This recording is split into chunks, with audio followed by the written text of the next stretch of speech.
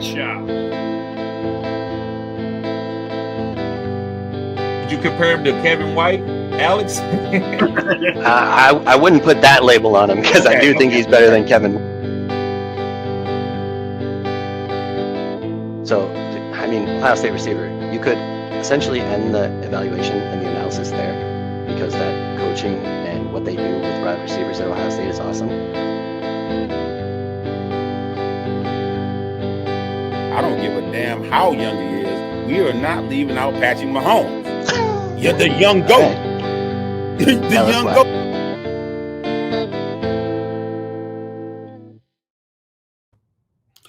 What's good, YouTube? Yeah, it's your boy. We back for another good hour, the good hour. And let's bring up my man Sean. What's good, man? What's going on, Terrence? How's your day going? Hey, I'm good. We can record. How you doing? Oh, I'm doing fantastic. Just got back from my short visit to the States from Syracuse, so 48 hours down there. Quite different than the last time I went down there when Biden was down there. Pretty fun, and we got a treat for the folks tonight. The man's actually showed up to come talk some ball. Yes, sir. I'm here, guys. YouTube. What's good, guys? It's your boy T, and I'm back again with another live, guys, and we have the good hour, guys. So yeah, guys, no kidding to the side. I took a little hiatus. I'm still going through it, but you know, I have to put my Kobe Bryant Mamba mentality on and show up for y'all because football season is getting ready to come up, guys. We get ready to start making some big moves. I'm so proud of Sean and Terrence and Alex. They've been killing it on the show. So I appreciate y'all showing those guys support because these guys really put in a lot of work for this, guys. So, guys, I'm glad to be back. Excellent. Good. Glad to have you back. Finally showing up. We got some big football news that happened. Derek Carr's retired. So how's that change your fantasy landscape of the Saints now? Especially you, Terrence, being a Saints fan. Oh, don't let me start on the Saints. You know, I have formally denounced the Saints. It's done. I don't want no more part of the Saints. And you know, so that's over. I don't give a shit what happened with the Saints. I don't care if they implode or whatever. Derek Carr retiring didn't do nothing for me. Matter of fact, I think it was a strategic move. I think he's gonna be back in the league. He gonna sit out a year and he gonna be back. Watch. Yeah, I could see that. On another team. Yeah, and that allows the Saints to tank for Arch Manning, maybe talk him into coming, right? That's why they drafted that Texas kid. Bullshit. Think about it good. That's bullshit. You tanking for Arch Manning? You have Shadur Sanders 5 times in your face, and you don't draft him, knowing that Derek Carr got a shoulder issue. I'm telling you, it's a lot of people got a lot of explaining to do. If Shadur Sanders goes out and plays elite ball, I don't know what people are going to say. It's nothing that you're going to be able to sell me on. You basically don't care about winning. I don't want to hear nobody say they're about winning anymore. It's a player comfortable in your facility. That's what it's about. It's not about winning. Oh, for sure. Well, did you see Mike Tomlin's comments? No, what did Mike Tomlin say? When they asked him about it, why he didn't take them even after 21 or whatever, kept passing him. He's like, we have a certain way we do things in Pittsburgh, and he just doesn't fit that mold. He was never on our boards. He was never going to be picked by us. He wasn't even a consideration because his off-field antics aren't what represents the Pittsburgh Steelers best. What off-field antics? Mike Tomlin should be fired. Look, y'all, I'm the odd guy out when it comes to Shador. Like y'all take the Shador Sanders love to the aspiration that I can't go to, but I'm never against the kid. I've always only, disliked them fantasy-wise. I never was on them fantasy-wise, but as a person, as a real-life player, I'm rooting for him. And this leads to why I don't mess with the Saints no more, because I watched them pass on him and then go draft Tyler Shuck, whatever his name is. But this dude had a low prospect score. I'm like, you draft him, you take a chance on him, but you don't want to take a chance on Shador when I'm from New Orleans. This is true chocolate city. Come on now. Chocolate city. Go get Shador and get your fan base behind it. Like you just don't know how popular he would have been in New Orleans. Now we know. I don't know. I don't know if he purposely messed up the interview. I don't know. That's hearsay. I can't prove that because nothing have came out about that. But what is it to spend a late round pick on him? I mean, do like the Cleveland Browns did. More quarterbacks in the room, the merrier. We're gonna figure the quarterback situation out. I mean, well, did you hear what came out of Cleveland about that? What did they say? What not? So basically, they wanted to take the owner Haslam wanted them to take Shedeur at one point too. So they traded back to talk him out, hoping somebody else wouldn't. So that's why they took Mason Graham there. Then they took Dylan Gabriel in the third round, hoping that would just turn him off, but he was still at them. So in the fifth round, he ordered them to move up to get Shedeur. So I think Shedeur has a pretty long leash. I think he's going to be week 1 starter there. Right. I don't know about all that. I don't know about right. You did you hear what even Drew Brees said? Why we should have got Shedeur Sanders. Even Drew Brees talked about for that New Orleans. Y'all didn't see that? No. I didn't see that one. Yeah, Drew Brees talked about it. Man, listen. One thing about the NFL, guys, and professional sports in America, we didn't care about your color, your skin. We didn't care how you talk shit. We didn't care about none of that. Can you play? That's one thing. That's why we love sports. That's why sports is our number one moneymaker in the United States, outside of gambling and a couple other things. But now, that integrity has been taken away. Shedeur Sanders is going to act like a cornerback, guys, because he's Deion Sanders' son. So are you telling me, did you expect that Layla Ali to be some type of humble girl and not talk shit like her father? No. So this boy looks up to his father. So you're going to be like, guys, listen, we're going this interview. He's going to talk like he's Deion. What we need to see is, can he play on the field? He's not going to come in here and say, I'm going for the greater good of the team. He's a Sanders. So he's going to talk, hey, you want me here? I'm going to win. You want me here? You want to win? Draft me. He's going to talk like that because his father's Deion. Don't take that personal. But now they want to take that personal. So I want to see that type of energy moving forward. When I see somebody is out there talking crazy, he think he the best in sliced bread, don't draft his ass. And they was up there saying that the Giants hid something in the playbook or something that he didn't pick up, something like that.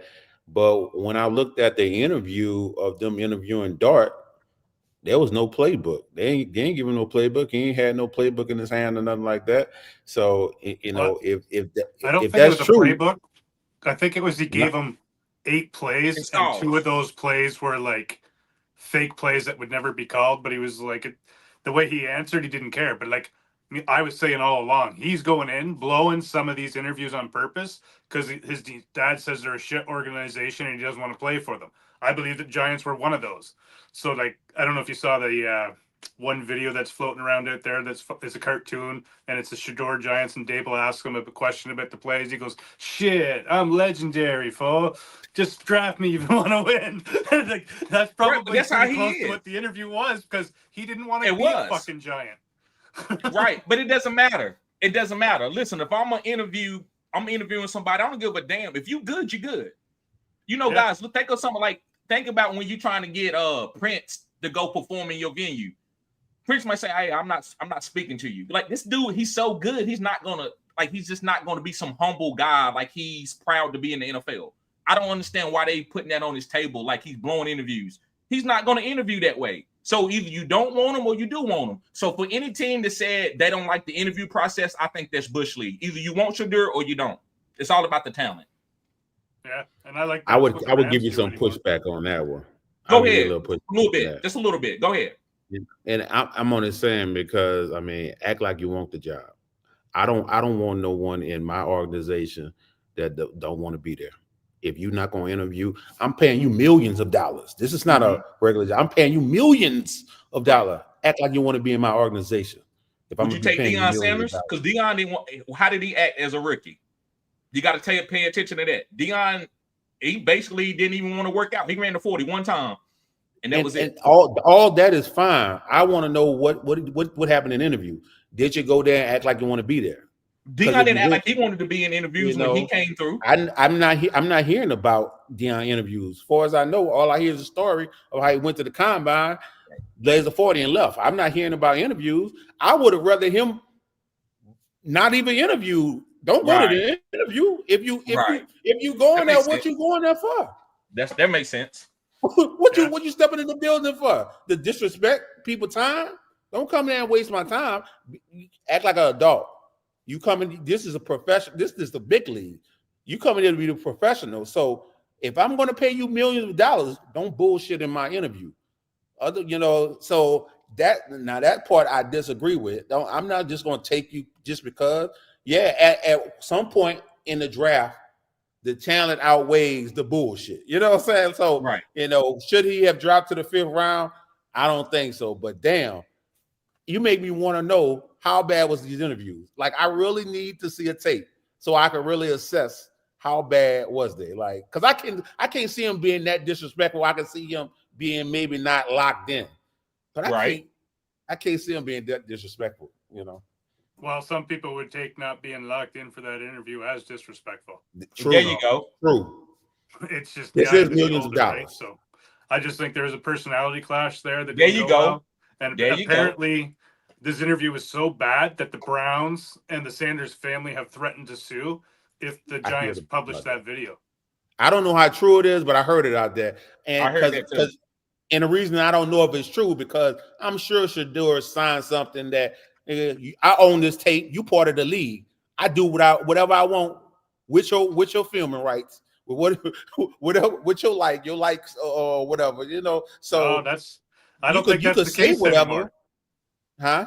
I said I don't think that's the case anymore with a bunch of guys, especially a guy like Sanders. I don't know if he would have signed that. Like Marvin Harrison Jr. still hasn't signed that. That's why the Cardinals can't even still sell his jersey online still, because he won't sign it, because he's like, my name's worth more than the average rookie. You're going to pay me more. And I can right now, you know what the highest paying selling jersey is right now today? Is it Shedeur? Shedeur Sanders. Yeah. Number 1. Mm-hmm. So it's a different game now, Terrence. It's a different game now. And that's why I wouldn't hold what he's doing as he's acting weird. Like, nobody acts weird. Like, Michael Jordan couldn't have had a posse come in as a draft class and say, listen, I got 5 guys that are going to hang out with me. Well, Chicago might have not have drafted him. Now, later in his career, he could do that. So now these rookies that's coming in, man, they got that type of bravado, man. So you have to give them their grace to be young, but still be able to assess their talent. And I think they serve Shedeur in a wrong way by trying to talk about he's egotistical when that's just who he is. And we never seen ego stop NFL teams from drafting players. I mean, we talking about guys who've been accused of sexual assault. They still drafting these guys in the 2nd and 3rd round. And you're not going to pick up Shedeur just for the fact that he didn't interview well? Interviews, and I hate to say this, man, forgive me, Lawrence Taylor, don't beat me up. But I wonder how Lawrence Taylor interviewed. Just, it doesn't matter how Lawrence Taylor interviewed. He just show him the ball and he'll go get it. That's what. Let Shedeur sit in that pocket and he'll deliver the ball. For a quarterback, there's a different standard. You know that. And, but what about not now? But not now, Terrence. I agree with it. You're right, but not now. It's changing. And this Deion Sanders' son again, just like Peyton and Eli. Even though Eli was a little bit different, Peyton wasn't humble. Peyton, like, I'm coming from Tennessee, and then Archie was like, this is what my son is going to do, and everybody got it. His daddy was an NFL player. He's not going to be some guy like, oh my God, this is amazing. I've never been here before. These guys are going to be acting different. I guarantee you he ain't going in the interview and botch it up though. Say that again? No, he did. Batch it up. No, Deion did though. I don't know what Sean was talking about with the jerseys, man. I'm able to go purchase Marvin Harrison jersey right now, NFL.com. I don't know what you're talking about with the jerseys. Well, you weren't able to last year, so maybe he signed something now. They've come to their terms. Yeah, like I said, I'm pretty sure it's something in that contract. Once you get with the NFL, your rights are mine. Like, you might earn a share, your rights are mine. They gonna make money off you. Period. You ain't getting past that. It's still not as bad as the WWE with Vince McMahon. When you sign a contract with him for life, any money that you make, he gets a percentage back. So like all The Rock, all the movies he's made, John Cena, they all have to send him a portion of those funds from the movie that they made to him. Because I put you on. You know why you is who you are. You wouldn't have been. Yeah, but people ain't signing those type of deals though no more. That's why they pay him, and they don't even complain, Terrence. They're like, Yep. I wouldn't be here if it wasn't for Vince, so That's the I don't small people mind think feeding of the that. hand that fed me. Great They got to business. be an arrogant man. You know who could? You know who can actually do that? Shador can actually do that part. Like Shador have a bigger name than Marvin Harris Jr. I don't know what Marvin Harris. He's nothing without football. Shador could go to the UFL and still be selling jerseys. You know, like that's how big his name is. That's not Marvin Harrison Jr. That's arrogance right there. You got the Shador fan clubs from college saying they're not even going to buy his jersey online through the NFL. They're going to only buy his jerseys through Shador's own website and his merchandise. So it'll be interesting. But shall we get in and talk about our wide R Mount Rushmores? Mm-hmm. I don't know what a YR is. We're going to address this right now. I don't know what a YR is. That stands for year where I'm from. Wide receiver. WR? WR. Yeah, let's get on this right now. I'm a little dyslexic here. Stop making fun of me. I'm feeling triggered. All right. Yeah, so let's go ahead and Sean, tell me your Mount Rushmore wide receivers. All right. Well, I'm going to start with my number one guy. No other than Jerry Rice. You can see I got a poster of him here in the background in his shirt. Greatest wide receiver to ever grace the gridiron. Guy that got me into football and even interested into it and learning the game. Catches bricks with his hands to learn how to catch for football when he was in the off season from his dad, because his dad was a bricker and he'd throw down the bricks when they're tearing stuff down and he'd be catching them. Like, that's why he had such great strength. Broke every record, ones that won't even be breaking. Like, he over the age of 40, he has 2,500 and something yards. The next best wide receiver over the age of 40 is Tom Brady, 6 yards. Like, it's just crazy. You got records that's just not going to be beat. After him, I've got another 49er, Terrell Owens, probably my personal favorite YR of all time. I love a guy who can talk trash and just go out there and perform. And nobody talked better trash than Terrell Owens and then could do it. Like, and he even played in the Super Bowl on a broken leg. Like, you just don't see that anymore. The third guy I got is Megatron. Just big, fast, strong. I don't think we've seen a guy like him for a long time. I don't think we will for a while. Like, he was just massive. It's too bad the back injuries cut his career short, and he had to retire early, and it was kind of wasted with the Lions always being in a constant rebuild, so he could never fully show his talents in the playoffs and all that. But like, you couldn't stop him. When he wanted the ball, he was getting the ball. If he wanted to go all the way, he was doing that. Like, unstoppable. My last guy is Brandon Marshall. Woo. I love this guy. This guy. He holds the number. I think he still holds. Does he still hold the single game catch record, or did Puka break that? When he was it like, is it ain't it like 18 or is it 20? Well, Brandon Marshall had 21. Okay. So I don't know if he still holds the record or not, but like, that game, the guy was unstoppable when he won it. And he was so good when he worked with Jay Cutler. He'd be like, when he catch a ball, it'd be a little off. He'd be like, "Hey, Jay, on the sidelines, check your diabetes sugar levels, like, because that ball was a little off." And Jay Cutler would check, and his sugar levels would be low, so he'd take a bit of insulin and then be back up. Like, he was good, man, and severely underrated. Even when he went to the Jets, and him and Eric Decker on each side, like, it didn't matter where he went. He was pretty dominant, and I love him. He still hold a record, 21 receptions in one game. He still holds it. Yeah. Yeah, I thought you were going to have. Real I thought quick, you were going to have the exact same list as me, but go ahead. No, yeah, I just wanted to, because somebody here became a member. Miracle League, what's up, bro? Appreciate you, man. Yes, sir. You've been a member for a while now. Appreciate you renewing that membership. I'm sorry, Terrence. Go ahead. Oh, no, I was just saying I thought we was going to have the exact same list because it was going, down a path, and then you threw a curveball at the end. So with that curveball, I'm not even gonna go second because I was just gonna jump on your coattail and just reiterate some things you said. But we going to, Mr. Good himself. Who you got on your Mount Rushmore? Well, this is tough because there's a couple guys that he mentioned that I wanted on my list, but I couldn't get him in there. And I could change. It could change from a year from now. I'm just be honest with you. But right now, this is my Mount Rushmore because things are changing all the time. My first me and Alex did this last year, and I had Chris Carter on my list. So Brandon Marshall switched spots with him. Right. So just personal preference, and I've now appreciate Brandon Marshall a little bit more now that he's been away from the league a little bit. Like, there you go. I love a physical receiver. Right. So I guess I go work my way up from 4 to 1. But my first guy I want to talk about is Michael Irvin. And yes, I am biased. I am a Cowboy fan, so I can be biased. But the reason why I love Michael Irvin and everybody want to talk about numbers, that's why I don't give a damn about numbers. Because Michael Irvin doesn't have the numbers that a lot of wide receivers. It's like 20 wide receivers got better numbers. But Michael Irvin was a great blocker. He did whatever his team asked him to do. He did it. And the reason why he did it because he wanted to win. So having a bunch of numbers doesn't always get you wins. So Michael Irvin, to me, if you ask him to win on any route, he can do anything you ask him to do, and he's a great team guy. He was the leader. You tell me one wide receiver captain, I'll cash out you $5. I'm talking about for a championship team. You can talk about Ray Lewis. You can talk about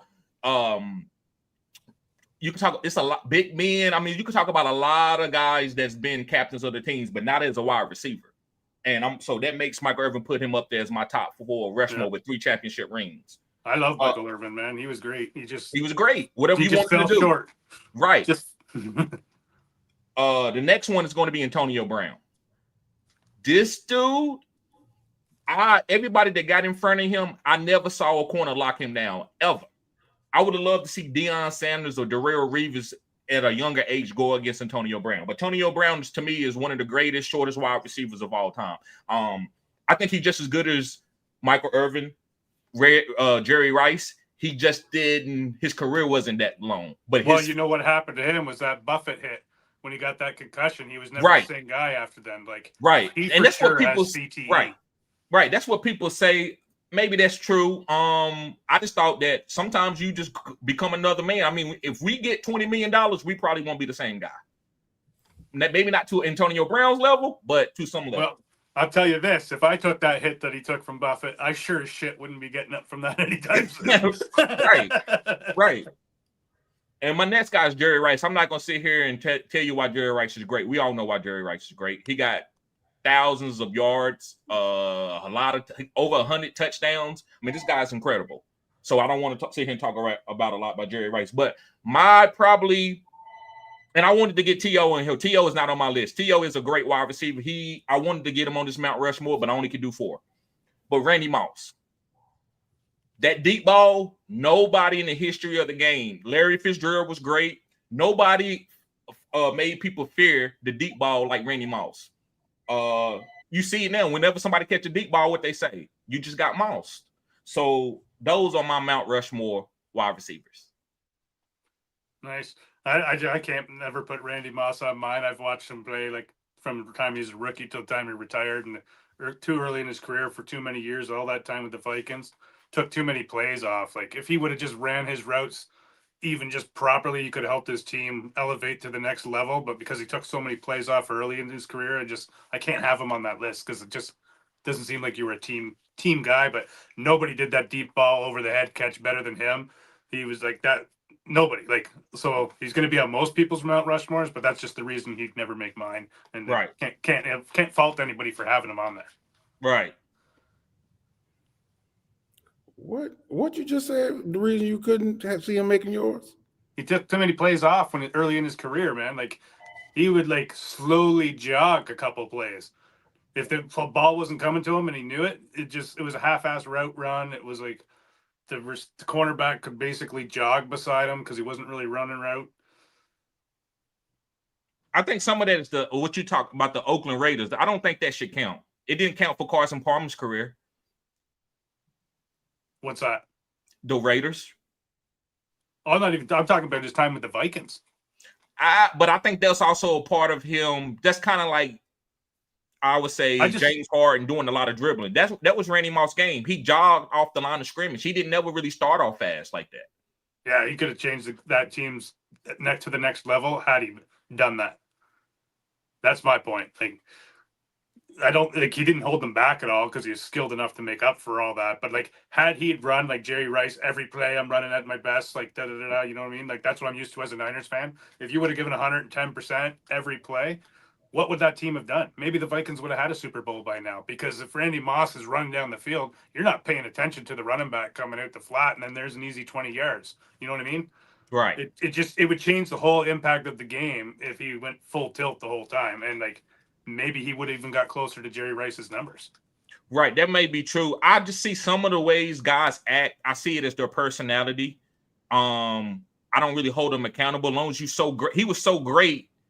I just say, okay, you just a deep ball guy. I don't think you should be running slants hard as you can, even when you're not getting the ball, because that wasn't him. But I get what you're saying. I'm not gonna sit here and say he ran every route 100% because he did not.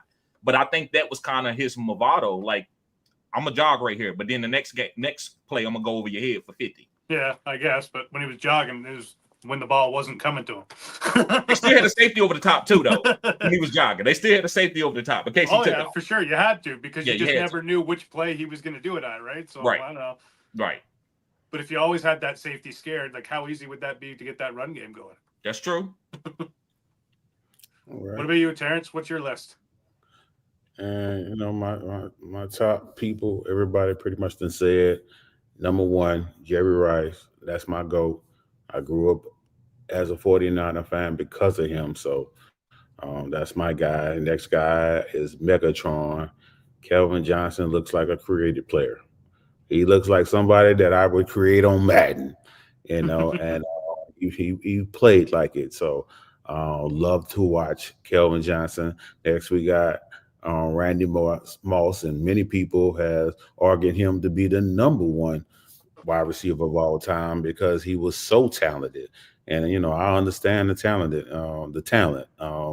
but the personality, what was in here, is questionable at times. And then we had the fourth person was kind of hard for me to figure out, but this guy did it on multiple teams at an elite level. So I gave it to Terrell Owens. So, you know, as wrapping it up. Yep. Nice. Pretty close list. Yeah. Nice. Anything you got to say about those, Terry? No. All these guys are great. We actually need a Mount Rushmore of like 9. You know, I love Steve. I love Steve Smith. Steve, the way you feel about Brandon Marshall is the way I feel about Steve Smith. Steve Smith is better than Calvin Johnson. I guess I come. Is that bias? Is that bias? Where you from? No. Okay. No, okay. That's just, it's called a short Tasmanian devil that I would never want to fight. He's a monster. He's definitely the best wide receiver of all time, under 6 foot. I would rather fight Julius Peppers. I would rather fight Ray Lewis before I touch Steve Smith. He put fear. I know a monster when I see one. That's a monster.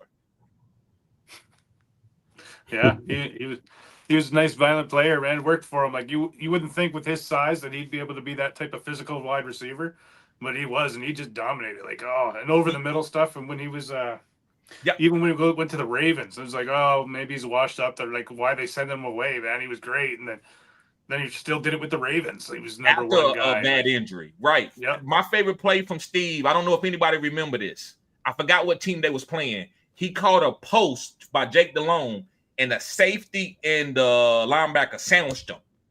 As soon as they sandwiched him, Steve went down and threw the ball down. Touchdown. He waved to the trainers. Come on, my arm broke. Let's go. Let's go. And he ran into the locker room. He never held this. He knew it was broke. He never held it. I'm like, this dude is a monster. He's I don't know. And he knocked like 3 people out playing football. He got mad at him and just punched them. Yep. Dude, I love it, but I know that's not that I don't agree with that. But I love his passion, bro. It's incredible. Yeah, he still got it to get Jerry Jeudy pissed off. Call him washed. Don't trade for him, and it got Jerry Jeudy playing some football. Come on, now. He had to be traded for him to realize that holy shit, Steve Smith was talking the truth. And then the friggin' Browns kind of got a little bit lucky because now he's playing it. Right. Tyreek Hill, he got a chance to get it now. I need one more 1,700-yard season. One more 1,700-yard season. He's gonna be up there. He's definitely top 10.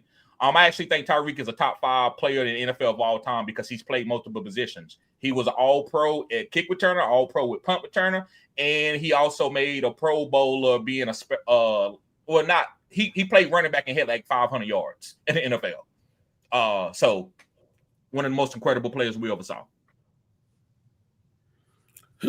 Yeah, so you guys want to get into your top 5 rookie running backs? Yeah, let's do it. Who wants to start this one off?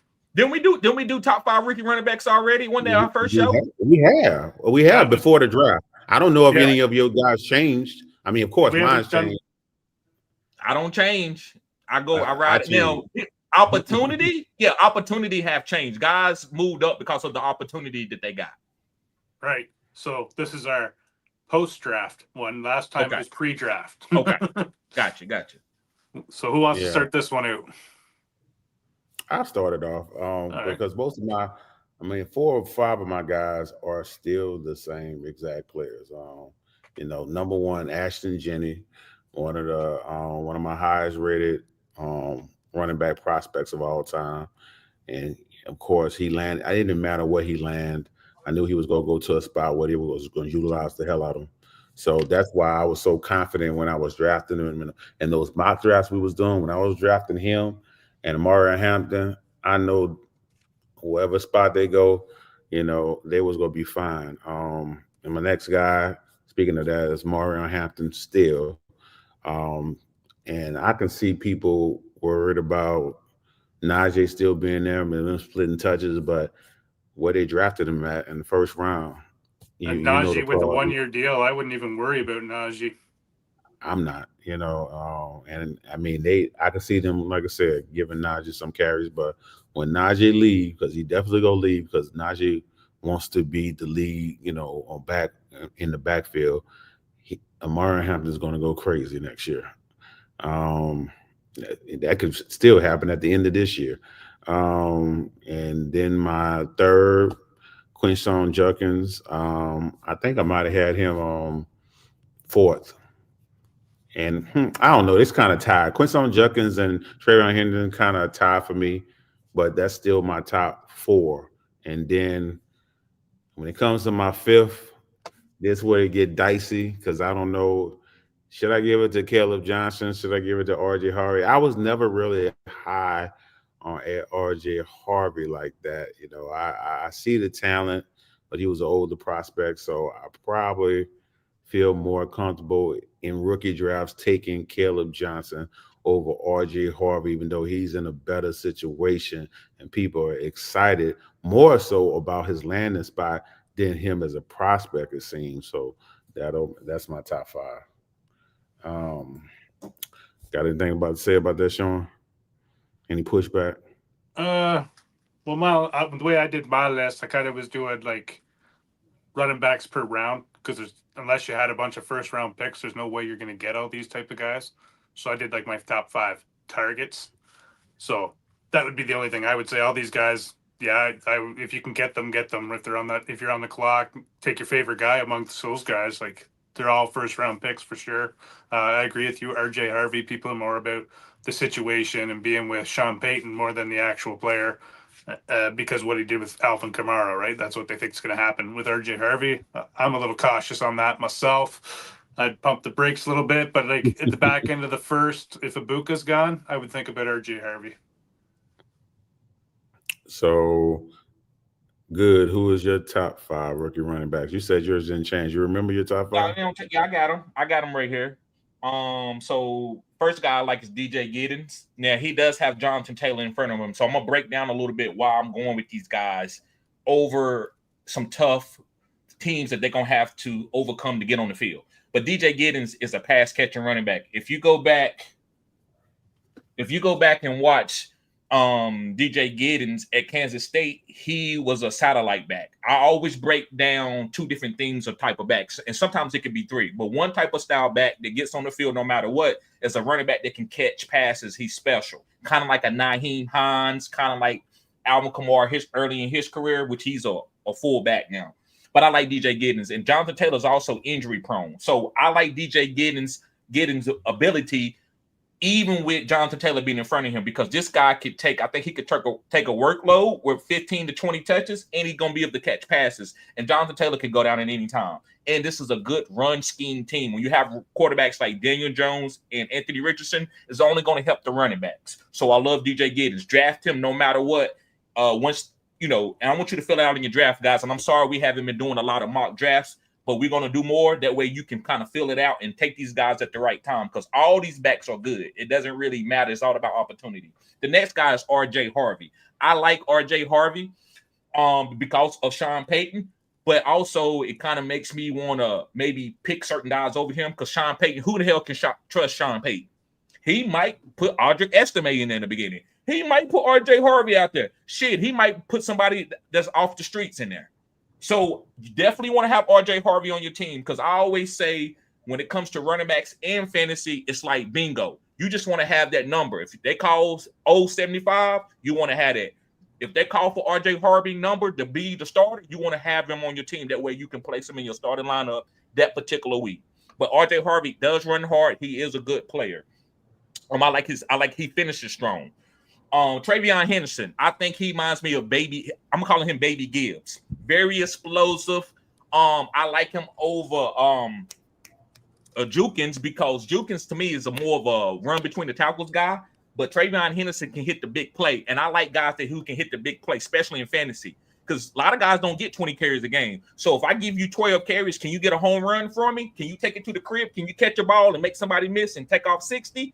I like those type of players, because everybody's not going to get Christian McCaffrey numbers and opportunities to score for you. So Travion Henderson, guys, I think he's probably the most explosive running back in this draft. The next most explosive running back is Bayshore Tootin from Virginia Tech. Guy is very fast. He's a little bit undersized, but he's fast. And in today's NFL, the size don't matter. Pause. Size don't matter. Pause. But Bashu Tootin, I think, guys, he's gonna be able to make big plays. Again, he's a fast running back. He had the fastest 40 time, I believe, in the NFL Combine. So that helps me. I feel comfortable having guys like that on my team. Go ahead. What you about to say, Maximus? He had the fastest among running backs. Oh yeah, among running backs. I'm sorry. All right, and my last guy is Amari Hampton, and it's the opportunity. He's playing with Jim Harbaugh, who loves to run the ball. Now, I do like Justin Herbert this year to make a lot of big plays.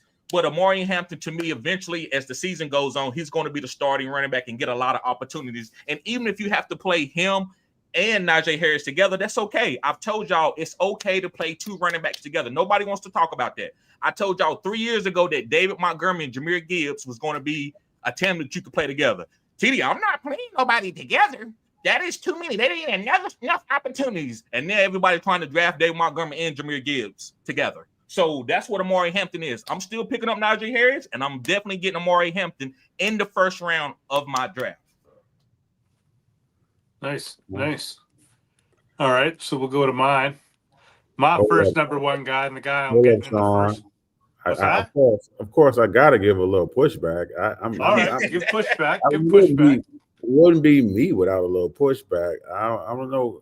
I see Chef, talking about is that Chef? No, that was on Chris. Chris, it's like DJ Gooden is a very good prospect. I mean, he was before he got 5th round draft capital. Now he's just a regular prospect now. I mean, once you get 5th round draft capital, you need to temper all your expectations, because they can easily, I see you said JT may be gone after this year. Yeah, he may go. And they're going to draft another running back with better draft capital than DJ Gooden. That's how that works. I don't put too much stock into a 5th round running back. I don't care what excuse you want to give for this draft class being stacked. Well, guess what? People still was getting 1st round draft capital in this class.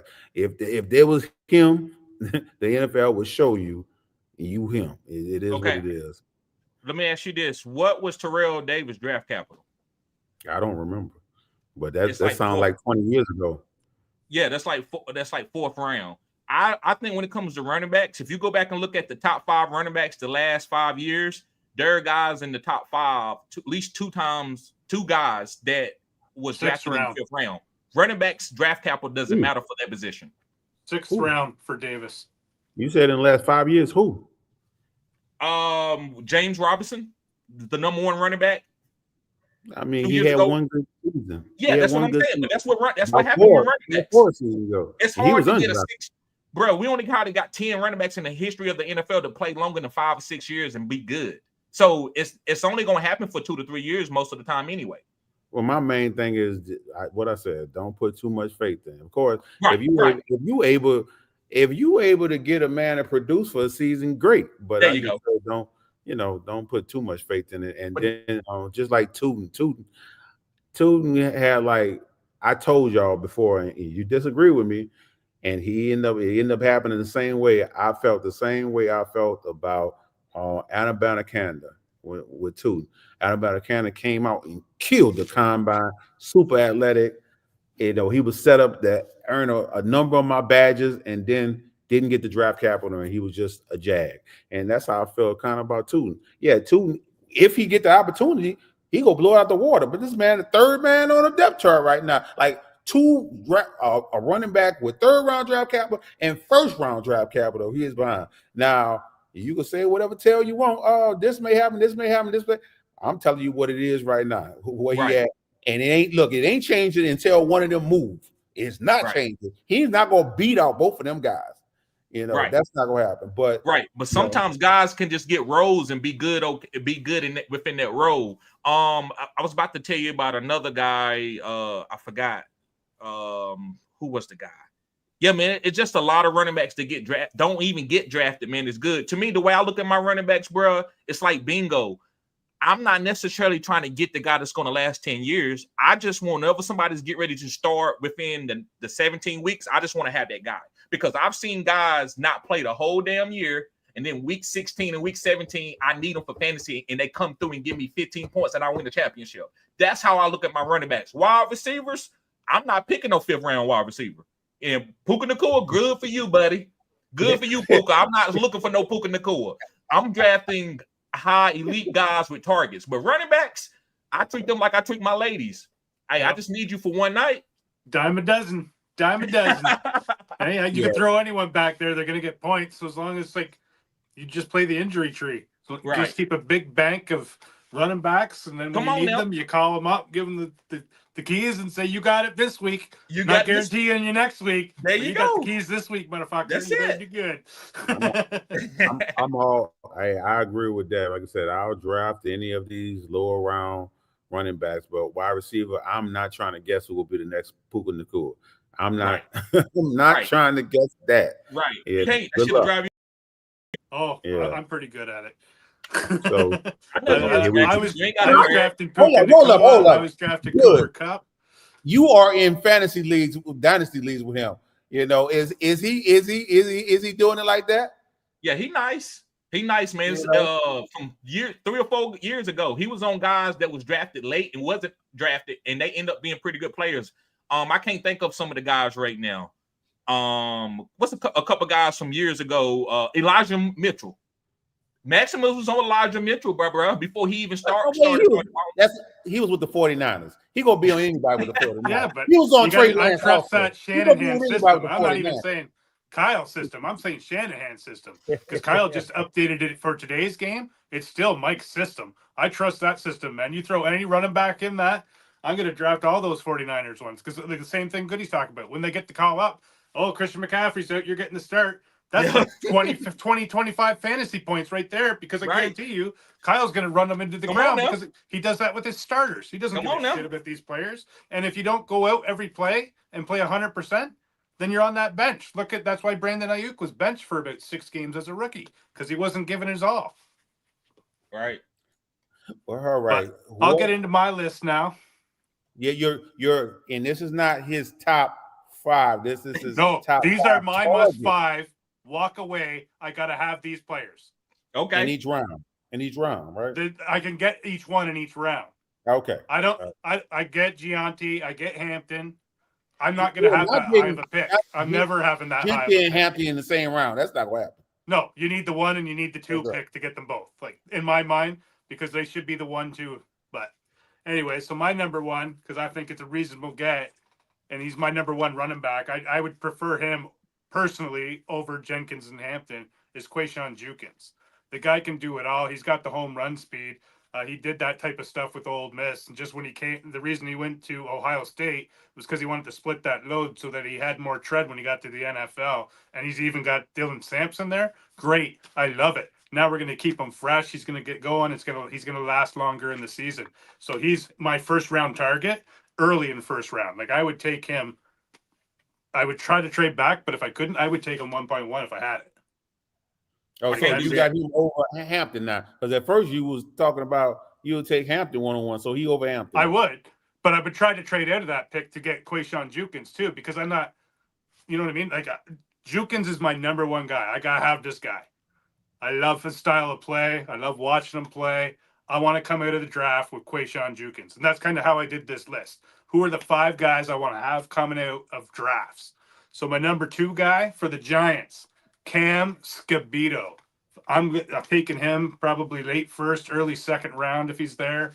I got to come around with this guy. He's a bowling ball, man. You can't knock him down. I don't care what the combine numbers were. If that knocked him down list, don't give a shit. Because you know what Cam Scabito is? He's a goddamn football player. And you give a football player a ball, what's going to happen? Magical things. So I expect Cam Scabito to complement very nicely with what Tyrone Tracy does. So they can work like Gibbs and Monty. Like they're such different backs that it'll just work well. There you go. My next guy, Devin Neal.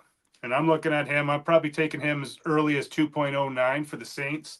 I love this guy and his multiple speeds. I just can't wait to see what he can do in the NFL. He's behind Alvin Kamara, which I don't even mind because that's going to help him learn how to be a professional, how to train, how to practice. I like that. So I think he's even going to get on the field, probably produce some games too, because Alvin Kamara is getting up there in age, and he might even be a trade target because he might not want to go through this rebuild. So he might even be gone from the Saints by week 5. My next guy, Woody Marks for the Texans. And my comp for Woody Marks coming out of this draft was Joe Mixon, and then the Texans drafted him. Now he's behind Joe Mixon, learning how to be a professional. Again, the same thing. So if Joe Mixon goes down, I expect Woody Marks to come in and play that role exactly like Joe Mixon does. And probably, again, you could probably start him 2, 3, 4 games because Mixon's been missing some time lately. And my last guy is Ollie Gordon for the Dolphins. I think they got him in the 7th round, but Oklahoma struggled last year. The whole offense didn't look good. The quarterback struggled. The wide receivers were. So obviously it was easy to stack the box against Ollie. I think he's better than where he got drafted. And if Oklahoma didn't struggle, he would have probably went in the 3rd or the 4th round. And again, he complements Devin Achane very nicely. He can get up that middle. He's a big, powerful back, and he has home run speed as well. So he's kind of like, to me, a poor man's Omar Hampton. So those are my 5. Good. You got anything to say about that? Yeah, the first pushback will be on Ollie Gordon. It's never a bad running back that you can draft that they go to, especially a good team. But Jalen Wright is a good player. Oh, I like Jalen Wright too. Jalen Wright. I don't think it's room for all 3 and for 2 of the pass to Waddle. And just to say, if Tyreek going to stay there. So I would definitely, I think Ollie Gordon, if you can get him as a pickup off waivers, or you can get him in the last round of your draft, I think it's a great pick. It's never really a bad draft pick when you're picking up a running back. Any running back can start at any day. So I think Ollie Gordon is a good player too. Yeah, you're getting him at the late 4th round, right. Mid 5th round. Like, right. You're not spending high draft capital on him. But like I said, I can walk away from the draft with all 5 of these people if I play my cards right. You know what I mean? So those are my 5 must take away. I'm going to try to come away with as many of these running backs as I can, and I can spread it out over a couple rounds. Right. And I agree with that. I don't even want to be disingenuous to what you're saying, but guys, that is the strategy that I try to do in every draft. I don't want to draft one big home run guy unless I really think he's special, but I'm just trying to get as many running backs as I can. That way, if when they numbers call, I got them. No matter when they drafted or as long as they in the NFL, I want to have them on my team if I got room. It was another guy. Okay, you talked about Crenshaw taking him early. I can't take him at the 1-on-1. Now, if you're in a single quarterback league, I guess you could take him with the 1-on-1. But, guys, I don't think he's going to be immediately getting 15 to 20 carries. If I draft you with the 1-on-1, I need you to get 15, 20 carries in the first quadrant of the season. I don't need you to come along. Oh, I think he's getting that. I don't know if he will or not. I don't know because it looks like he's going to win the job, but I don't know. They could come out and split it 50-50, 12-10, 12-8 the first 4 weeks of the season with Sampson and Crenshaw or even Ford. Ford is still there right now. Everybody has a plan until Jukins punches them in the face with those long home There runs. you go. And then you're just not going to be able to take them off the field. So right. I'm not worried about it. You're right. That's the any running cream back. always rises to the top. I believe that too. And they got no quarterback, so they got to run the ball 30, 40 times a game. Right. Unless Shador, they give the job to Shador week 1, then maybe they can throw. But right. I don't know if you saw those side-by-sides, but Shador's like a full second ahead getting his release off, and he's more accurate than Gabriel. Yeah, of course he is. I'm not even you. Well, we're gonna get to that, and you know that terms. You know I believe that. But yeah, just going back to Crenshaw, I can't tell you wrong, but I'm trying to think of a running back. Let's think of a running back. Okay, let's not do Jahmyr Gibbs. B. John Robinson. I felt good about drafting B. John with the 1-on-1 because I knew that he was gonna get the work, even though he came along a little slower than we wanted. But Crenshaw, do you believe that he's gonna come out with week 1 20 carries? Yeah, I do. Okay. Do you believe that, Terrence? I would feel more comfortable with maybe 15. Right. Because I mean, Jesus, Dylan Sampson got 4th round draft capital. That's pretty significant. 4th round draft capital after drafting him in the 2nd, and you still got Jerome Ford on the roster. You know, but I'm not worried about Ford. I mean, I do believe the cream. There's a reason they went out and got 2 running backs, but it might not be week 1. But Sampson was a part of my top 5 before the draft. Like he's talented. He's small, but he's very talented. So I don't want another running back in the field that I know catches the ball. So that would be my question. Like who's going to be playing on like third down? You know, I would think it would be Ford. No, it'd be Jukins. He blocks better. Okay. If he blocks better, we're also talking about a coaching staff that was able to maintain Nick Chubb and Kareem Hunt with fantasy numbers every game. Right. So I'm not worried about it. Quayshawn Jukins will get his numbers. Like, just give him his touches. 15 touches, fine. I'm good with that.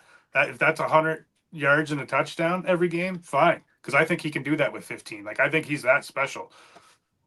He was just happened to be behind Henderson, who you told like is the most electric back in this class who can just speed and take it away, right? So obviously it was harder to get on the field in Ohio State, but he still carved out a role and still like helped them win that championship and got touchdowns in that game. Like and when you look at his Ole Miss tapes, like I loved him for Ole Miss too. He was crazy all over the place. He was the best running back in the league when he was in college. Yeah, for sure. Yeah. So I think if people just kind of got their expectations tempered because when he went to Ohio State, now he's behind a guy. Well, it was his team. He knows the offense better. Like he knows the guys better. He knows everything better, right? He's been there for years. He's still learning the system. So I expected that. Right. Guys, don't forget to hit the like button. This is cutting edge content. This is the good hour that y'all get on Thursday. So make sure you hit the like button and subscribe to this channel. I said what I said. Make sure you hit the like button and subscribe to this channel. This is cutting edge content. And I think the only pushback I had was Devin Neal. Like, I don't know. Did you forget about Kendre Miller? So it's not like he's backing up Kamara. Kendre Miller got 3rd round draft capital. Yeah. And I think he's a friggin' bum. So I'm not worried about him. Well, he was a guy I had it labeled as a bust. His draft coming out, and I never touched him. I own 0 shares of Miller. So I'm not worried about him. Like I said, the cream will rise to the top, and I expect Devin Neal to pass him easily. Well, the NFL thought he was so good that he went in the 6th round. We got a new coaching regime there. Miller's from the last one. You're not my guy that I brought here for my system to run this. This is Devin Neal's time. Like Kamara's here. He's earned his friggin' right to stay as RB1. Like he's a saint through and through. We're not going to disrespect him. But I think it's Devin Neal's going to be RB2 come week 1. We just got to be patient. And like this, guys, we don't know. It's going to be a running back that we don't have no clue about. That's going to get an opportunity. Like, remember Isaac Garindo? I liked him in the combine, but who knew that he was going to be the backup for CMC when CMC went down? He wasn't. After Jordan Mason went down. There you go. There you go. And that's why I would always draft the running back in with the 49ers. I don't give a damn what he had because they run through running backs. I'll go ahead and draft whoever 4th string. I don't mind. I don't want to draft Trey Sermon. I don't know what happened with Trey Sermon. I don't know what happened to him. I'll tell you exactly what happened with Trey Sermon. No, before you start, I'll do the same thing with the Dolphins. I'll He's do the got same thing happy with the feet. Dolphins. But go Trey ahead. Now, Sermon what is a happened? guy that likes to feel it, use his feet, bounce around, and Kyle Shanahan's system's one cut and go. He just fell in love with friggin' Sermon and his size and like how he had that speed, but he thought he could convert him from what he was to a one cut running back. It just was never going to work. You're taking a guy and you're trying to shove him into your square hole, but he's a circle, so it's not going to fit. So that's why he did better when he went to the Colts. Why? Because Jonathan Taylor's got that happy feet too, where he likes to bounce around a little bit to find where he wants to explode out of. So it worked when Jonathan Taylor went down and Sermon went in because it's the same sort of style of play. But you want to get to your question and answers with Terry? Well, right before we get to the comments, I need to address something that happened. We are in the group chat, and the topic of Shedeur, and we already addressed Shedeur, so we're not gonna get in long. The topic of Shedeur came up because I was like, bro, like I because these other three guys are huge Shedeur fans, and I told you, I just try to be the level-headed one to try to temper the expectations and stuff like that. I try to be the level one, but someone said that Shedeur Sanders is the best prospect that came into the NFL since Andrew Luck. How dare you throw Andrew Luck and Shedeur in the same sentence? It should be Andrew Luck was something different. So, Sean, are you giving any pushback to that? Or you on board with that too? I am not on board with that because thank you. There's two guys. If I have a tier one coming out of college going to the NFL, there's only two guys on that list. The first one's Peyton Manning, understood the game mentally tough, like just everything, like, and he knew how to get into people's heads too. Like, and then the next guy is Andrew Luck. The guy didn't even show up to the training camp for he was 3 or 4 weeks late. Shows up his first day of training camp. The defense does audibles into something, which they're practicing. It was all planned. Andrew Luck changes the play at the line to I think it was 133rd play. They said Gus, I think, was the coach. Bradley. And he had to blow the whistle and call him dead. He's like, Andrew, we're not there for another 2 months. So missing 4 weeks, day one, first play, he's already 4 weeks ahead of everybody else in training camp. And he was finishing his degree in architecture, which they say he finished so high in what he got in that if he wanted to be, he could be the #1 architect in the world. Right. That's Andrew Luck's superpower. He's very, very smart and knows the game that way. But I would say that Andrew Luck was probably coming out of the college, not even top 20. But his cerebralness was really, really good. Andrew Luck didn't have no strong arm. No. Andrew Luck didn't have a strong name. He's a strong guy in the pocket who can deliver the ball, but he didn't have no Dan Marino's arm, no Jay Cutler's arm, Cam Newton arm. He had a very accurate quarterback arm. And very Andrew Luck. He could throw 40, 50 Luck yards. Was a LeBron James. Remember, I'm not saying he can't throw. I'm just trying to make a point here that he didn't have no superior Jamarcus Russell arm. So if we're talking about prospects, he was a great prospect because of this. Yeah. Okay, so going to that about Shedeur. If you watch Shedeur in the pocket, and that's what they saying now, it ain't that I'm saying it. Why is he so good in rookie camp? Because this guy, he knows the game at a level where he can call checks and stuff like that. Even though people say he didn't interview well, Shedeur is really good at that. The difference is between Shedeur and Andrew Luck is Shedeur doesn't come around and be jolly gee whiz. Thank you, man. This was a great tackle. Andrew Luck had the greatest attitude for any interview ever. So he was going to kill the interview. So we knew Andrew Luck was the #1. But Shedeur talent, pushing the ball downfield, throwing it to a big play in big times and big moments, that's his superpower. Imagine if he would have went to look at Joe Burrow at Ohio State and tell me what that is, and then go look at Joe Burrow at LSU. You put Shedeur Sanders on a team like Alabama or somewhere, oh my goodness. This dude was going to be the #1 pick. But he went to a school like Colorado where all they had was Travis Hunter. They didn't have the defense to make sure that he could run the ball easy. He never had to be put himself in harm's way. So Shedeur, the best thing that I see in Shedeur is he get just like Dan Marino. Dan Marino would get up, throw 20 picks. He still was tough. He still wasn't scared to push the ball downfield. It wasn't that he was doing what Andrew Luck was that made Dan Marino a great quarterback. So same thing when it comes to Shedeur. It's his moxie. I don't give a damn if you hit me in the mouth. I'm pushing the ball downfield to my best weapon, Jamar Chase. Sack Jamar Chase again. Sack. I'm going to you, Jamar. That's the NFL type quality quarterbacks. These other quarterbacks, you start hitting them, they get scared. Daniel Jones, Christian Ponder, the guy that played for the Vikings this year, Sam Darnold. These guys get frustrated in the pocket. Shadir would never get frustrated in the pocket, ever. So that's why I think because he's used to running around with Colorado. Huh? He hasn't had a line of the whole time in Jackson State. No line. He went to Colorado. No line. Like even like Deion Sanders was getting mad at the offensive line coach. He's like, run the ball. He's like, we can't because we can't even. The offensive line's not there. They just couldn't bring offensive line guys. Exactly. They didn't even have 1,000 yards rushing the 2 years that he played.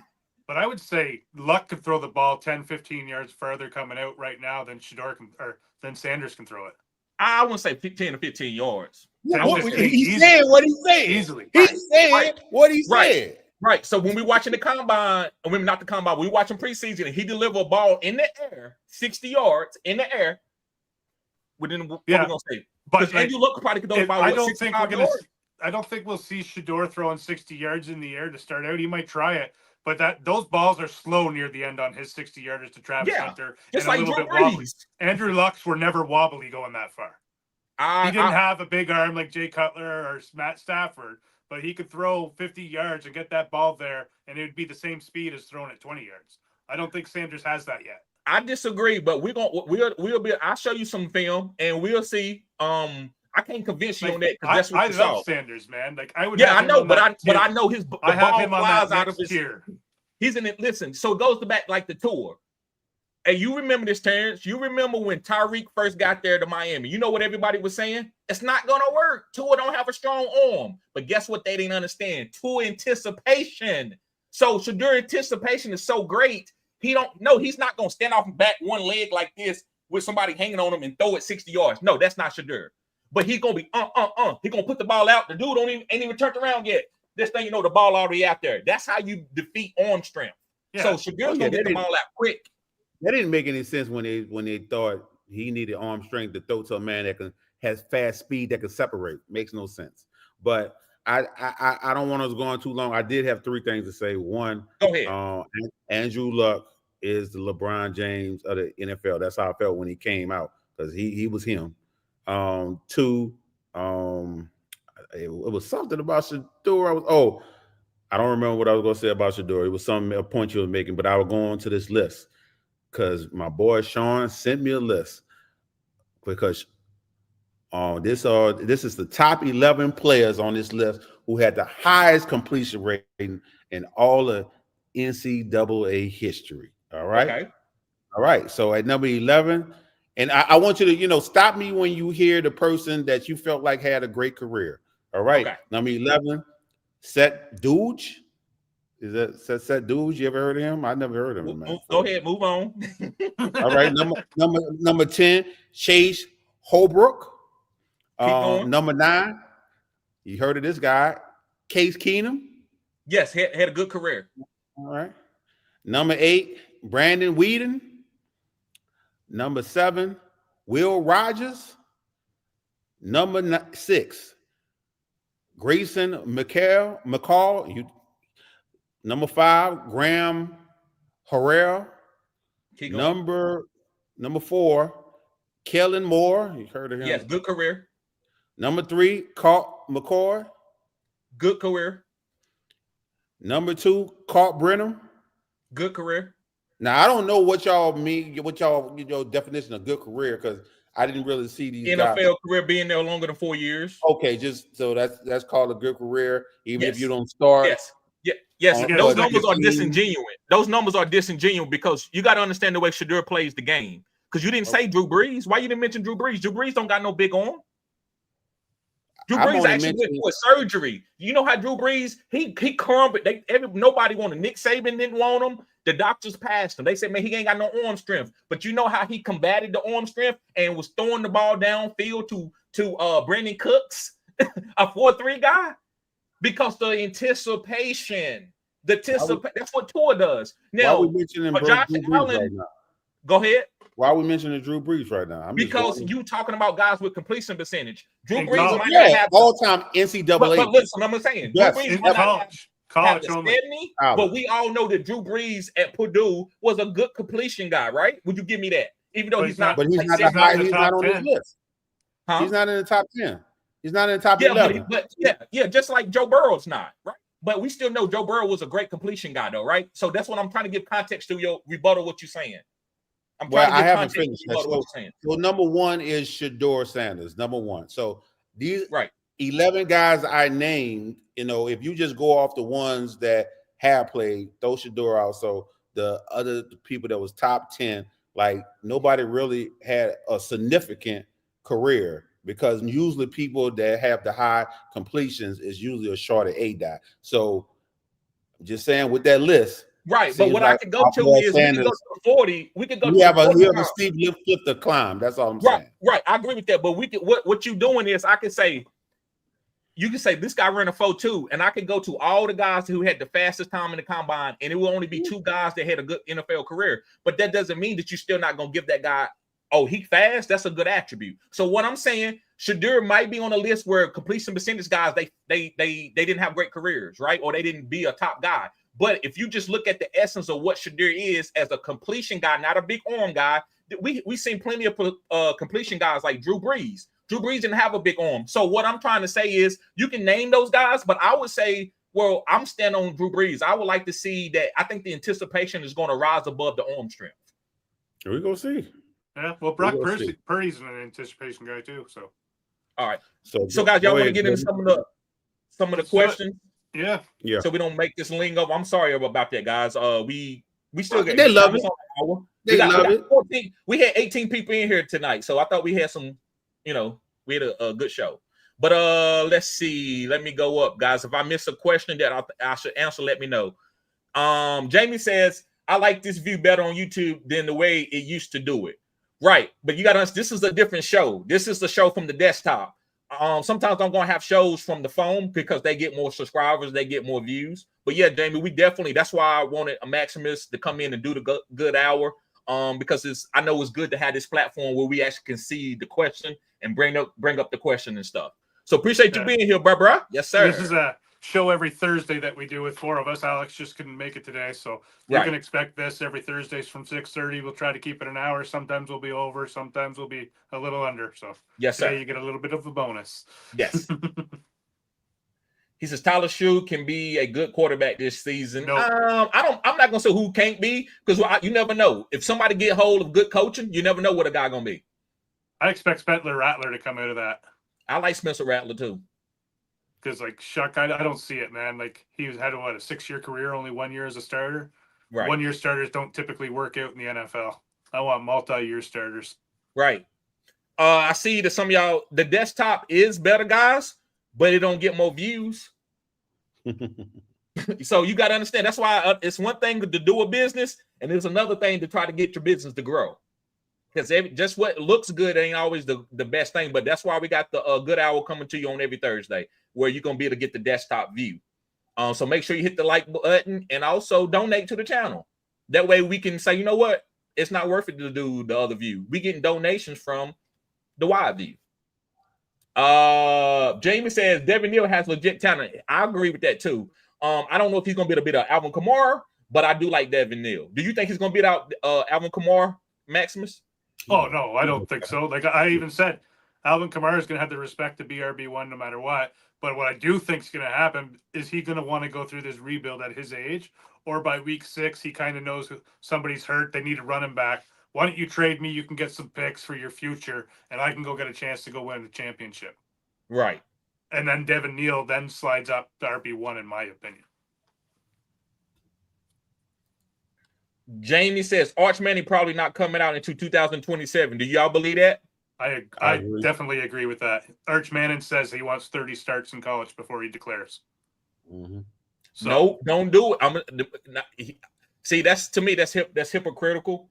Why you want to do that? I mean, I know it's not all the same as Shedeur, but you're doing it. You want to know why you do that?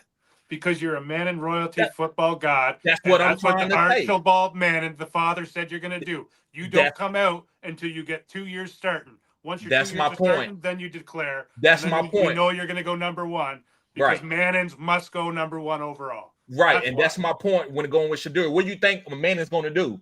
Y'all know a Manning going to be a Manning, and a Sanders is going to be a Sanders. That's my point. I agree too. Jamie said there is 5 quarterbacks next year's draft that could be first-round talents. Yep. Well, we say that now until they go out and throw 5 picks in the game. That could change too with all this nil money. Right. Show is a natural thrower of all levels on the field, especially on deep passes. He can throw from all kinds of body positions, often arm angles while staying accurate. And he's brittle. So we'll see if he make it through a whole season. See if he can handle the pressure of the NFL defensive ends coming down on him too pretty quickly. I don't think he's got that in him with that 1 year start. Like, did you actually see that footage going around this week of Tua? He had a camera in his helmet. That was pretty neat to watch, man. We're gonna see a lot of that. That makes me think, realize how hard it is to play quarterback. I was like, what are you seeing? He's launching the ball. I was like, I don't see nobody. I can't even see. And then, who the fuck did he throw? Oh my God, how did he see that? Right. Imagine when we get the contacts and shit with like the software shit. And then you can actually see it from the contact lens. That's gonna be incredible. That's what the future, because I work at Dell. And they got glasses. They're gonna have contacts where you can go and operate your phone through your contact lenses or eyeglasses. So they already have that, don't they? Yeah, but they're working on it, getting it even to like the sports venue and stuff. So that's gonna be cool. Jamie says he's an above average athlete who can extend plays and pick up chunk yards, and that front flip touchdown versus Clemson. That's competitive fire you can't teach. That's facts. Who we talking about? I think he's still talking about Show. Okay. Yeah, the guy from New Orleans. Oh, we got a lot of Shook fans, I see. Yeah, it's the same guy, isn't it? Yes, it's the same guy, Jamie. It's Jamie. He's a Cleveland fan. Mentally, Show is battle tested. 3 different offensive systems, including true under center work at Louisville, and he adapted each time. Good point.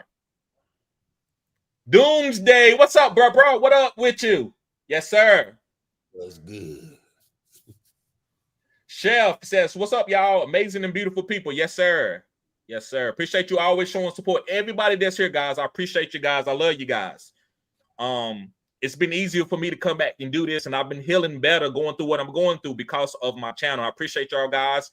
I haven't seen the subscribers go down. I haven't seen my members list go down, and I've been seeing y'all been supporting my homeboys. I appreciate that. Chef says, Sanders would get a chance to start with his accuracy and understanding of defense, right? That's his superpower.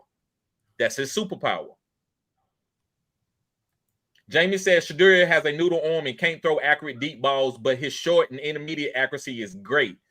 I don't think he has no noodle arm. Because did you ever think Drew Brees had a noodle arm? Because you're not gonna sit there and tell me a Drew Brees with a crack, I forgot the name of that muscle right there in your shoulder, is a stronger arm than Shadur.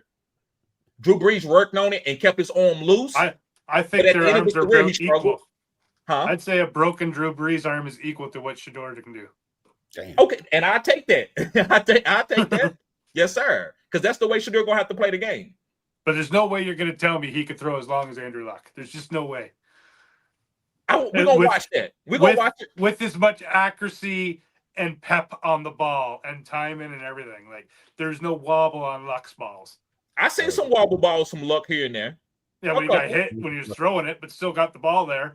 I seen a couple wobbles. I seen where he was in the pocket and he just threw it. But I'm gonna send you some videos. I got you after this. I'm gonna send you some videos. If they dropped Andrew Luck on that team that the Cleveland Browns have, they'll be a contender. All right. So let me say this, guys. If Shadur goes out here and leads Cleveland to an AFC championship, what are y'all gonna say then? You still gonna talk about you're gonna try to compartmentalize it and say, well, he still don't got a strong arm than Andrew Luck. If he do that, I'm coming on his channel with a Shedeur Sanders jersey and saying he's the greatest.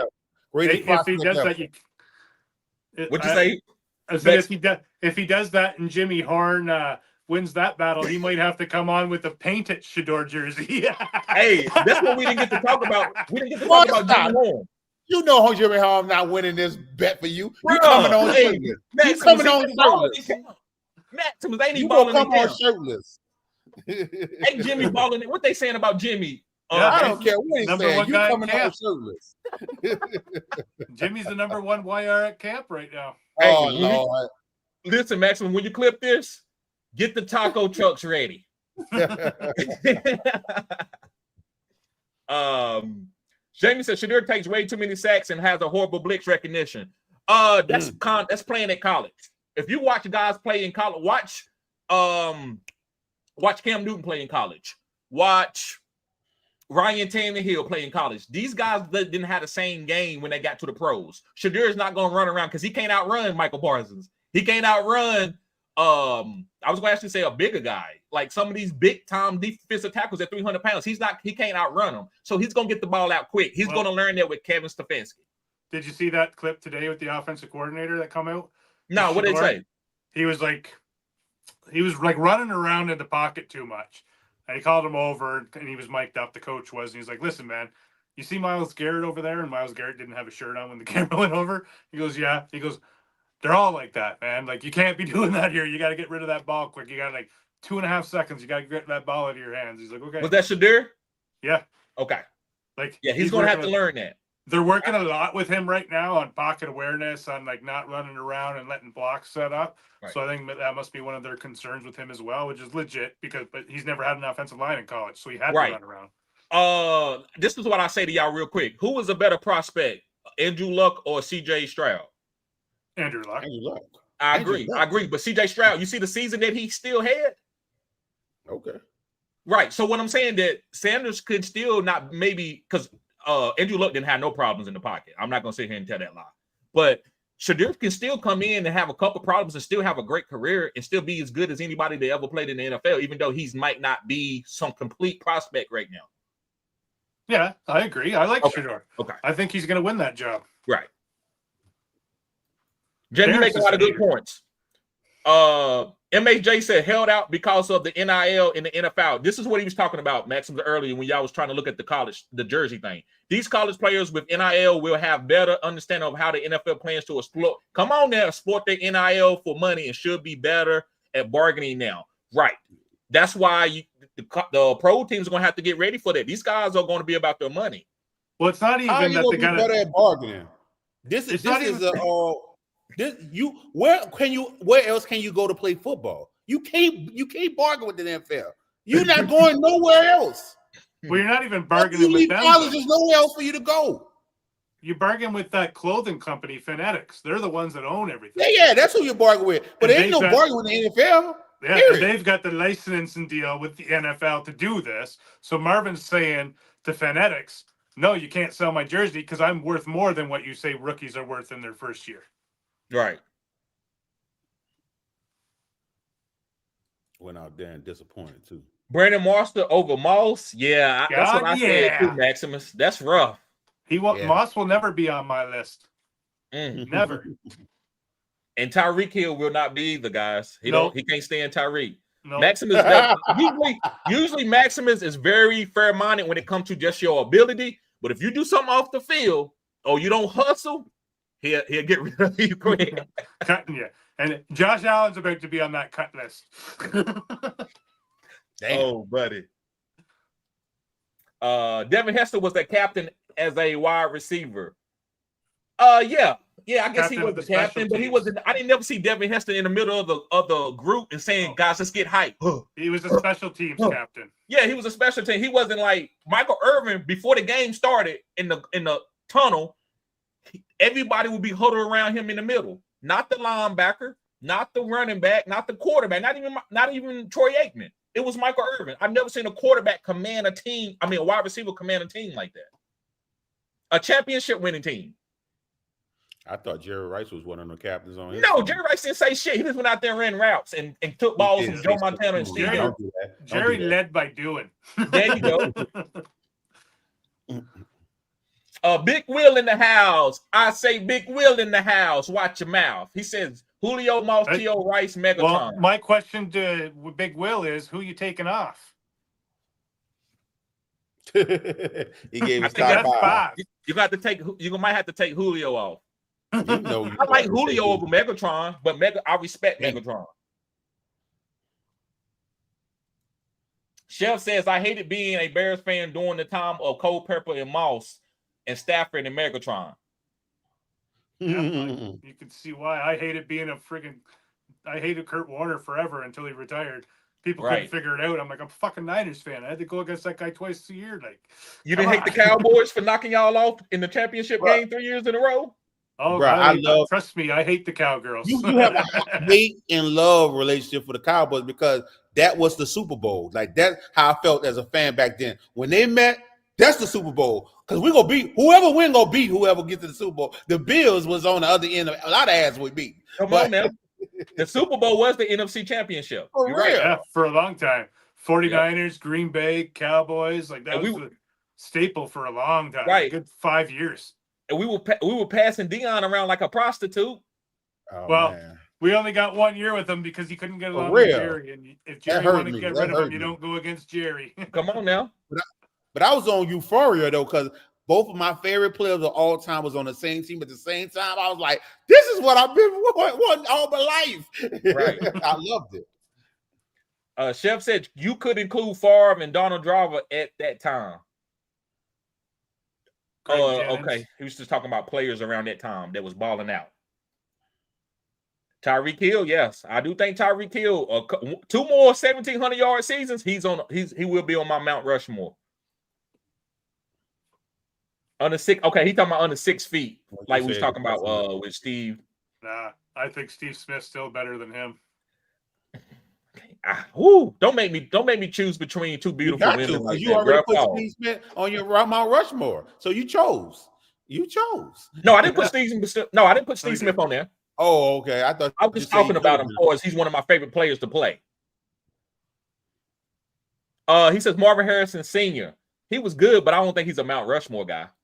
He could make it on somebody's list. Now, bro, we got like 8 wide receivers that got crazy numbers.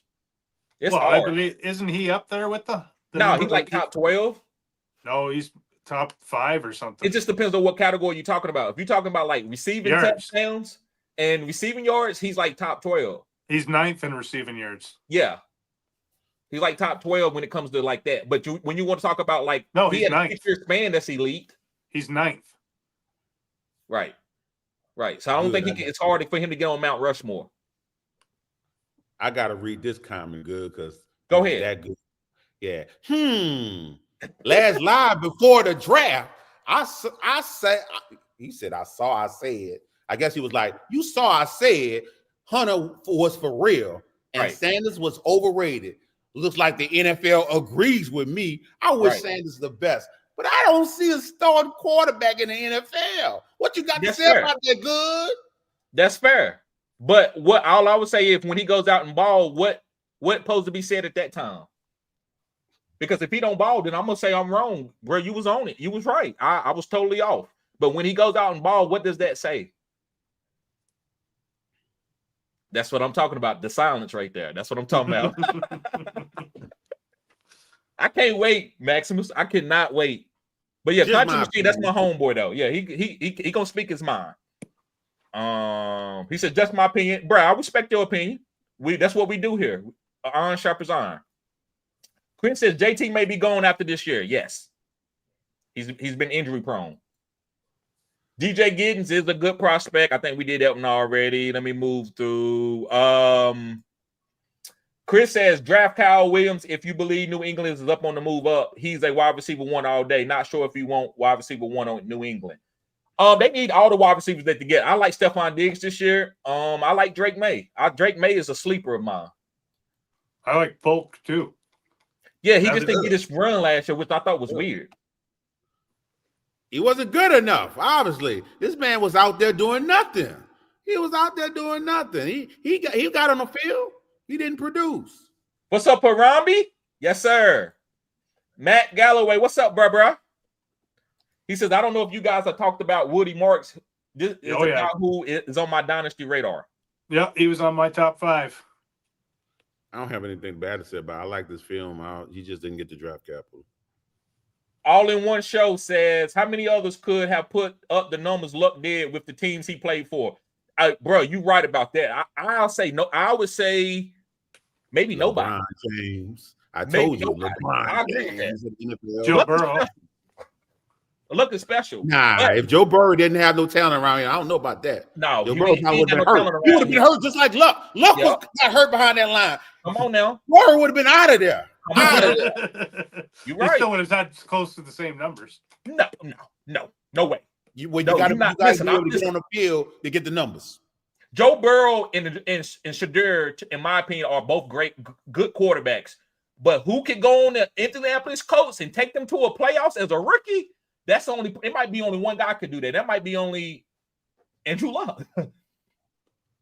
Who can stand in the pocket, take that hit with that sorry ass offensive line and not get rattled and push that team to beat the Kansas City Chiefs in a fucking playoff game, come back from 25 points. That's only Andrew Luck can do that. Yeah, well, that's what I said. He's special. He's only He's special. He's special. Like that's why I wouldn't say that Shedeur is in the same class as him. Okay, here we go. Good point. But Joe Montana can't do that for the Colts either. But Joe Montana got 4 Super Bowls. Joe Montana worked because of who his coach was. There you go. That's my point. And it just meshed well, right? Like that's what you got to film, and that's a lot of what I do in this fantasy. Who's going to work in whose system? There you go. You're right. Facts with that. I think Shadur, because of Kevin Stefanski, is going to be good. I love Kevin Stefanski offense. I love the way he do his tight ends. Pause. Harami says you could also make a point that Shadur is playing against weaker defenses based on the school he went to. Just saying, right? So could you say that about Dan Marino? They're playing for Pittsburgh. He wasn't playing in the SEC, but he still was a great quarterback. It's been a lot of great the best quarterbacks come out of the smaller schools. If you go back and look at history, the best quarterback. Now Tom Brady did go to Michigan, but he barely started. Joe Burrow transferred from Ohio State to LSU. So, I mean, guys transfer out. Guys play against certain type of talent. I don't think that tells you if you can play in the NFL or not. C.A. Jefferson says, TD preaching. All in one show said if Shadur ends up being a backup quarterback behind Dylan Graver, the hype could increase his trade value. That's true. Silver Rapture, what's up, brother? He said Shadur is going to dissect defenses. He is going to be better than Kyler Murray, but not quite. No, he's not going to be Lamar Jackson. But yeah, I do think he can be better than Kyler Murray, not in running the ball, but just delivering the ball in the pocket and making big plays. And being a better quarterback. Yeah, and being an overall better quarterback, yes. I think he's better than Murray now. Murray's a fantasy championship killer, man. I would take. Well, I'm not that big on him as a real life quarterback. As a fantasy quarterback, I'm always drafting Murray. Well, C.A. Jefferson said that's that bullshit. I don't know. I want to know what he was talking about.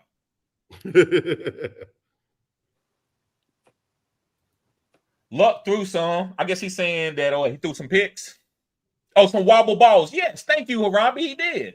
I know that because I watched Luck. I still know Luck is special, but he threw some wobble balls that they talked about that when they was recruiting him and John Gruden. Chris says, under the direction of the new coach, Ben Johnson, this offense should be ready to explode. Rome should break out with Allen gone. I think Rome is overrated, and I think they found that out last year, and that's why they went and drafted that guy. I think Rome is good. I don't know if he's the wide receiver that y'all want him to be. Luther Burton III? Yep, Luther Burton III. I love Rome, but he's the type of player that needs a few years to really break out, like Drake London, and I feel that it's going to take a little time for Tech McMillan to break out. Okay.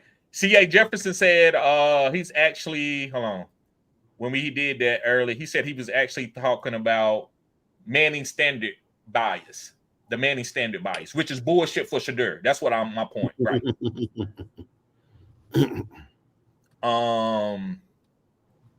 Chris says we did that one already. Chris says under direction of new. That's the same one. I'm sorry about that. Han Wars was a captain too. He was. I didn't never see him hyping his team up though, Matt, like the way Michael Irvin was. But Han was a captain too. It's been a lot of wide receiver captains, but they wasn't the number one captain of their team over the quarterback. Troy didn't want it though. Who, Troy Polamalu? No, Aikman. Oh, Troy. He always said he had other things to do to be ready for the game, that he couldn't be the hype man. Well, you can't beat out Michael Irvin. That's easy to say. That's like me saying that if I'm playing on the Lakers, I don't want to be the guy to shoot the free throws. No, you got Kobe Bryant here. You got Michael Irvin here. I mean, but if it wasn't no Michael Irvin on that team, I believe Detroit Aikman would have been a vocal. Oh, probably. Leader. Yeah, I think that was just his way of saying it's okay. There you go. Facts. Facts. Rainey says Mount Rushmore wide receivers: Antonio Brown, Randy Moss, Calvin Johnson, and Jerry Rice. Who can argue with that? I can't argue with that.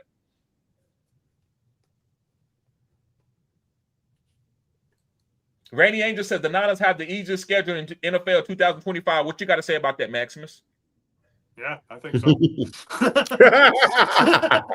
Would you say yeah? Yeah, I can't disagree with it. Like, wheels up then, because I'm gonna pick all the 49ers like I did last year.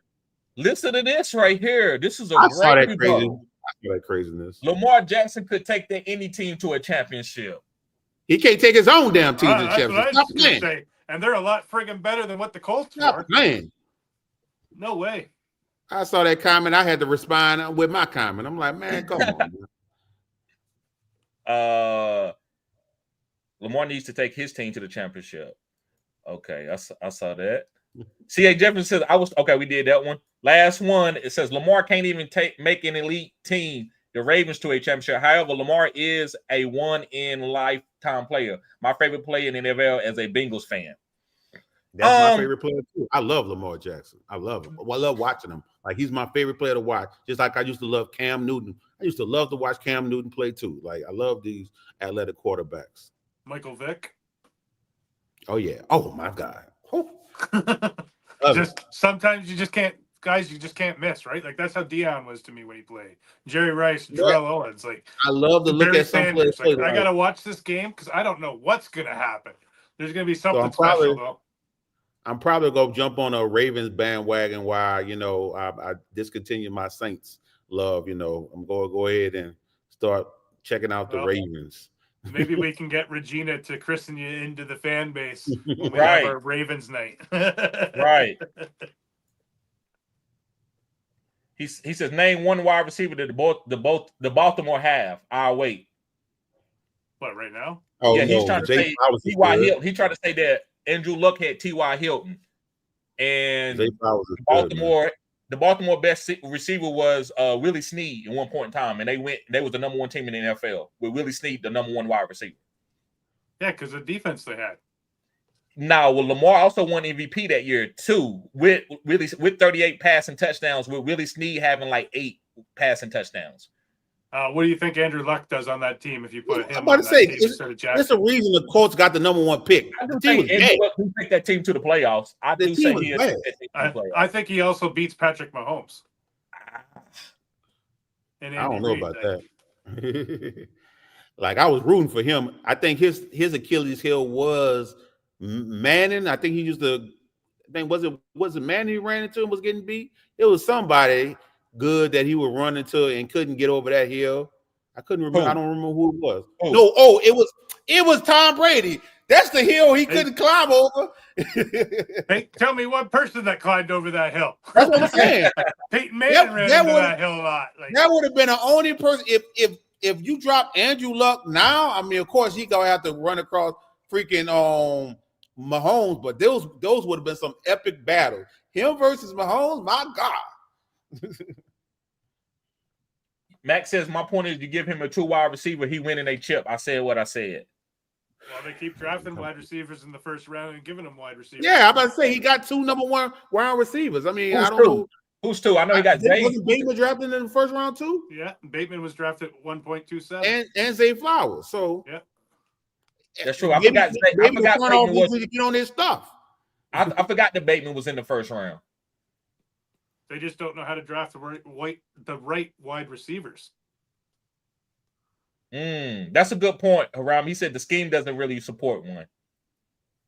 All right, guys. Well, listen, I love the back and forth, guys. We're gonna get ready to get out of here. Anything you want to say, y'all? I guess I'll let you go ahead and close us out, Terrence. Yeah. You got anything to say before we go, Sean? Just like to say, you can find me on Spotify with Alex. We do a show Tuesdays and Fridays that we drop at noon called Fantasy Blind Spot.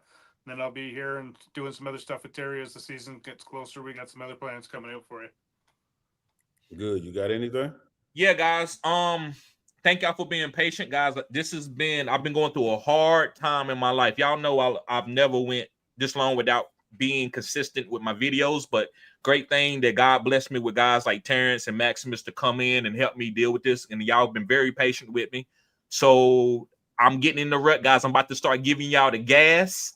Y'all know the cutting edge content, my 70% hit percentage, where I was on Brian Thomas, Tyreek Hill, Amon-Ra St. Brown, a load of players, Rashid Shaheed. I've hit on a lot of players. So, guys, you at the right channel.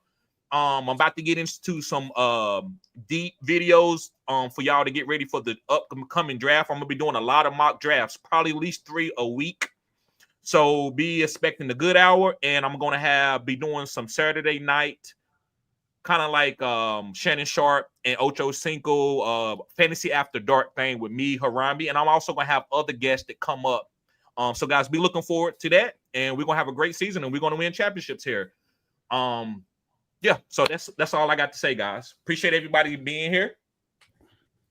And of course, like I told you guys, continue to check out my channel on that Fantasy Network. And as of lately, I just been dropping rookie profile with the series called Badges, you know, telling you what predictive badges they earned and just running through a quick rookie profile of them. So see, we got one more comment. Y'all get through the divorce, TD. Stay strong. How they know I'm going through a divorce? Did y'all tell them I was going through a divorce? That's what I'm trying to figure out. Who is that? Right. I'm not going through a divorce, but it's something similar.